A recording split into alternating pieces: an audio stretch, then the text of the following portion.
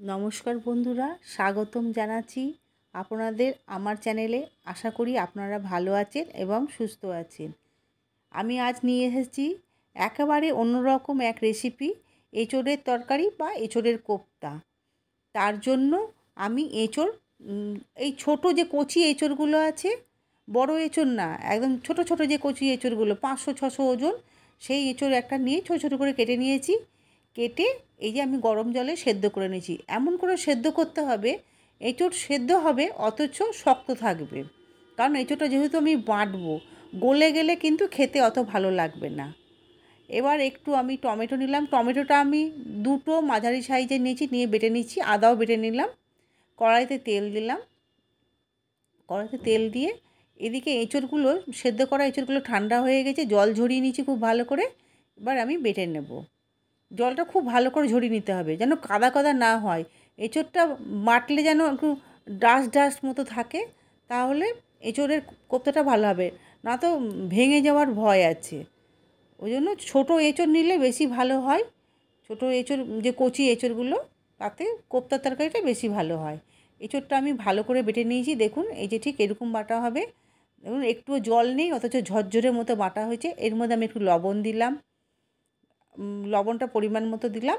আর একটু আদা বাটা দিচ্ছি, একটু ম্যাজিক মশলাগুলো আছে না, ওইগুলো আমি দেব।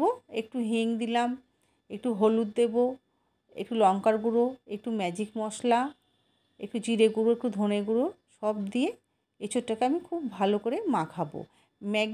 ম্যাজিক মশলা যেগুলো, সেটা আমি 1 প্যাকেট দিলাম, বেশি দেবেন না, কারণ আমার এঁচোড়টা যেহেতু কম, এই 500 থেকে 600 মতো এঁচোড়টার ওজন ছিল। ওই জন্য আমি 1 প্যাকেট ম্যাজিক মশলাটা দিলাম। আর দিয়ে ভালো করে মাখাবো। ওই লঙ্কা গুঁড়ো, জিরে গুঁড়ো, ধনে গুঁড়ো বললাম, সব দিয়ে এঁচোড়টা খুব ভালো করে আর বেসন, সরি, ভুল হয়ে গেছে, বেসন দেব। বেসন দিয়ে মাখাবো। বেসনটা মাখাতে মাখাতে পরিমাণটা বোঝা যায়। প্রথমে বেশি বেসন দেবেন না, অল্প করে দিয়ে মাখাতে হবে। এই যে আমি অল্প করে ঢেলে দিচ্ছি, দিয়ে মাখাচ্ছি। মাখিয়ে দেখে নেব, যখন টাইট ভাব চলে আসবে, মাখাতে মাখাতে একটু বল, মানে আপনি ওই চ্যাপটা চ্যাপটা করে বল যখন করবেন, তখন বুঝতে পারবেন যে ছেড়ে যেন যাচ্ছে না। ঠিক আঠালো ভাব যখন আসবে, তখন আর বেসন দিতে লাগবে না। এই যে আমি মাখিয়েছি, কিন্তু একটু ছাড়া ছাড়া মনে হচ্ছে আর একটু বেসন লাগবে। এবার এর মধ্যে আমি আবার একটু বেসন দেবো। এই দেখুন ঠিক বাঁধনটা হচ্ছে না, মানে আমি যে বলের আকার করছি সেটা হচ্ছে না, ওই জন্য আবার একটু বেসন দিলাম, দিয়ে আবার মাখছি।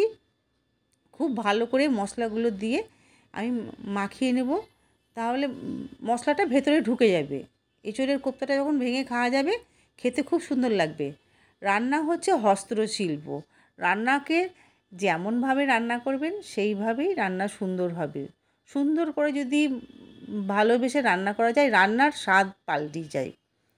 এই এঁচোড়ের তরকারি, এটা হচ্ছে নিরামিষ প্রেমীদের জন্য আদর্শ রান্না। খুব সহজ, কিন্তু খুব স্বাদে, কিন্তু স্বাদে একেবারে অনন্য। চলুন তাহলে শুরু করছি। এই যে এঁচোড়ের এবার বল বল করে, বল ঠিক না, মানে লম্বা লম্বা আকারে আমি তৈরি করলাম।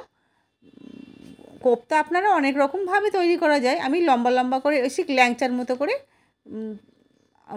মানে ইয়ে করে নিয়েছি। এবার আমি তেল গরম হয়ে গেছে, তেলের মধ্যে দিয়ে দিচ্ছি। গোল গোলভাবেও আপনারা করতে পারেন, কিন্তু আমি লম্বার আকার করেছি, আমার ভালো লাগলো তাই আমি লম্বার আকার করেছি। এই দেখুন লাল লাল করে ভাজছি। ওই যে মাখানোর ওপর নির্ভর করে বললাম, মাখানোটা এত সুন্দর করতে হবে যেন এটা ভেঙে না যায় তেলের মধ্যে। এই দেখুন একদম পারফেক্ট হয়েছে, দেখুন লাল লাল করে ভেজে আমি তুলে নিচ্ছি। কোথাও ফাটেও নি, ভাঙেও নি, কিছুই না। হ্যাঁ, বেসনের পরিমাণটা ঠিকঠাক দিলে এটা অসুবিধা হবে না। এবার আমি 2টো আলু নিয়েছিলাম, 2টো আলু লম্বা লম্বা করে কেটে নিয়েছি। ওই তেলের মধ্যেই আলুগুলো আমি খুব ভালো করে ভেজে নিচ্ছি। আলুগুলোকেও লাল লাল করে ভাজতে হবে। আলু যদি লাল লাল ভাজা না হয়, তাহলে খেতে ভালো লাগবে না। ওই জন্য আলুগুলোকে আমি লাল লাল করে ভেজে নিলাম। ভেজে আমি বাটির মধ্যে তুলে নিচ্ছি। তুলে আমি একটা বাটির মধ্যে একটু জিরে গুঁড়ো, একটু ধনে গুঁড়ো, একটু লঙ্কা গুঁড়ো, একটু হলুদ গুঁড়ো মিশ্রণ তৈরি করব। আর এদিকে এই তেলের মধ্যে আমি ফোড়ন দেব, 2টো শুকনো লঙ্কা, তেজপাতা, আর একটু জিরে, গোটা গরম মশলা, জায়ফল আর জয়িত্রী, এই জয়িত্রীটা হাতে দলিয়ে আমি তেলের মধ্যে দিয়ে দিচ্ছি। ফোড়নটা দিলে কি খেতে খুব ভালো লাগে, একটা আলাদা সেন্ট বেরোয়। তেলে ফোড়নটা দিলাম। এবার ওই তেলের মধ্যেই আমি আদা বাটা দেব, 1 চামচ মতো, বড় চামচের 1 চামচ আদা বাটা দিচ্ছি। আর টমেটো পিউরি দিয়ে দেবো। টমেটো, ওই যে 2টো টমেটো আমি বেটে রেখেছিলাম, সেই টমেটো, বড় সাইজে 2টো টমেটো বেটে রেখেছিলাম, সেটা আমি তেলের মধ্যে দিয়ে খুব ভালো করে কষাবো। একদম কষিয়ে কষিয়ে যখন তেল ছেড়ে আসবে তখন আমি অন্য মশলা দেবো। আর হ্যাঁ, একটু হিং দিয়ে দেবো। নিরামিষ তরকারিতে হিং দিলে খেতে খুব ভালো লাগে। আপনাদের যদি পছন্দ না হয় এটা আপনারা করতে পারেন। একটু হলুদ গুঁড়ো দিচ্ছি, দিয়ে মশলাটাকে কষাবো। আর কী বলুন তো, নিরামিষ তরকারিতে মশলা বলতে তো এই জিরে গুঁড়ো, ধনে গুঁড়ো, এইগুলোই। তা আমি একটু ওই জন্য ম্যাগি ম্যাজিক মশলাটা ব্যবহার করছি, খেতে একটু অন্যরকম লাগবে। এই যে একটা বাটির মধ্যে আমি মশলাগুলো, জিরে গুঁড়ো, ধনে গুঁড়ো, হলুদ, লঙ্কা গুঁড়ো, একটু কাশ্মীরি লঙ্কার গুঁড়ো নিয়েছি কালারের জন্য, দিয়ে জল দিয়ে গুলে নিলাম। গুলে এবার এই যে মশলা থেকে তেল ছেড়ে গেছে, সেই মশলার মধ্যে আমি এবার গোলা মশলাটা দিয়ে দেব। দিয়ে আবার খুব ভালো করে কষাবো। আর একটু স্বাদ মতো লবণ দিচ্ছি, দিয়ে কষাবো। মশলা কষানোর উপর তরকারি মানে স্বাদ নির্ভর করছে। মশলাটা আপনি যতক্ষণ কষাবেন ঠিক ততটাই স্বাদ হবে। হ্যাঁ, আবার গ্যাসটা কিন্তু লোতে রাখতে হবে, জোরে গ্যাস দিলে আবার মশলা ধরে যাবে। আমি কাঁচা পাকা লঙ্কা 4-5টা চেরা দিয়ে দিলাম, যে যেমন ঝাল খান সেই হিসাবে দেবেন। একটু মিষ্টি দিলাম, নিরামিষ তরকারি যেহেতু সেজন্য একটু মিষ্টি দিলাম। এই নিরামিষ তরকারিটা আপনারা ঠাকুরের ভোগেও ব্যবহার করতে পারেন। এখন গরমকাল, বাজারে এঁচোড় পাওয়া যাচ্ছে। এই যে একটু ম্যাজিক মশলাও দিয়ে দিচ্ছি, 2 প্যাকেট দিচ্ছি ম্যাজিক মশলাটা। আর এখন গরমকাল তো পটল, এঁচোড় আর ঝিঙে এই পাওয়া যাচ্ছে।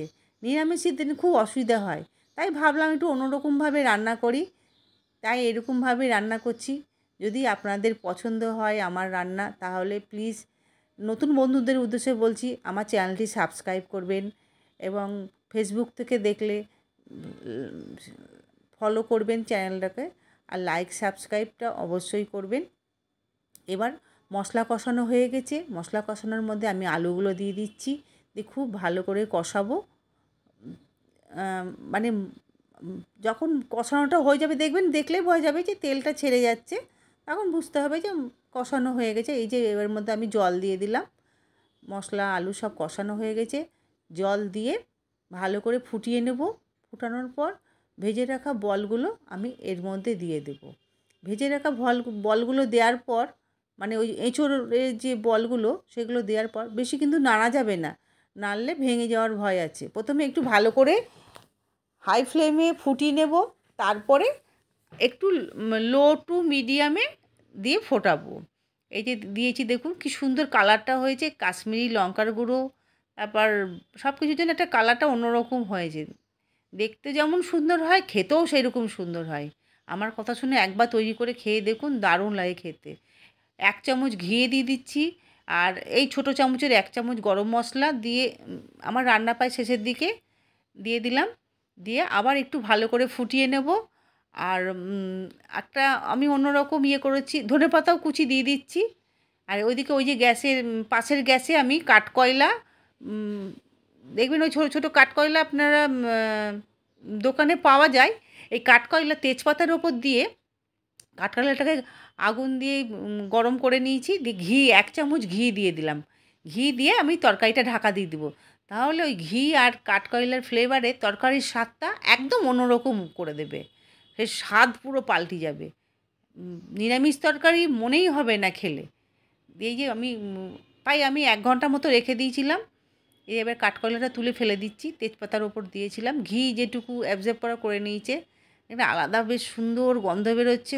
ওহ, গন্ধ শুনেই মনে হচ্ছে খাই। দেখুন কেমন কালার হয়েছে, সেই রকম রান্নাটাও হয়েছে। আপনারা বাড়িতে অবশ্যই আমার রান্নাটা করবেন, করে খাবেন। আশা করি আপনাদের পছন্দ হবে। পছন্দ হলে প্লিজ কমেন্ট করে জানাবেন। আপনারা যদি অন্য কোনো রেসিপি দেখতে চান, তাহলে আমাকে কমেন্ট করে জানাবেন। চেষ্টা করব আপনাদের রেসিপির উত্তর দেওয়ার বা রেসিপিটা তৈরি করার। এই যে আমার রান্না হয়ে গেছে, আমি প্লেটের মধ্যে তুলে নিচ্ছি, এবার আমি সার্ভ করব। খুব সুন্দর হয় খেতে। নিরামিষ রান্না আর কি করব, মানে একঘেয়েমি হয়ে যায় রান্না খেতে খেতে। ওই নতুন ধরনের করার চেষ্টা করলাম, করে খেয়ে দেখবেন, অপূর্ব হয় খেতে, দারুণ লাগে খেতে। এবার প্লেটে তুলে নিচ্ছি। এটা ভাত, রুটি, পরোটা সব কিছুর সঙ্গে ভালো লাগে, ভাতের সঙ্গে দারুণ লাগে। ফ্রাইড রাইস, জিরা রাইসের সঙ্গেও খেতে পারেন। হ্যাঁ, দারুণ লাগে খেতে। একবার করে খেয়ে দেখুন, আশা করি আপনাদের ভালো লাগবে। দেখুন, দেখতেও যেমন সুন্দর হয়েছে, খেতেও সেরকম সুন্দর হয়। আমি একটু এই লাল লঙ্কা, চেরা লঙ্কা দিয়ে একটু গার্নিশিং করে নিয়েছি, দেখতেও ভালো লাগছে। এই যে আমার